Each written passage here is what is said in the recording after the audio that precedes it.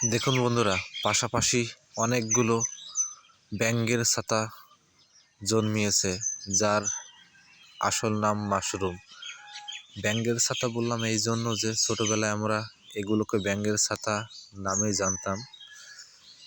তবে যাই হোক, পাশাপাশি অনেকগুলো এত সুন্দরভাবে হয়েছে, দেখতে খুবই ভালো লাগছে, তাই আপনাদের মাঝে ভিডিও ধারণ করে শেয়ার করলাম।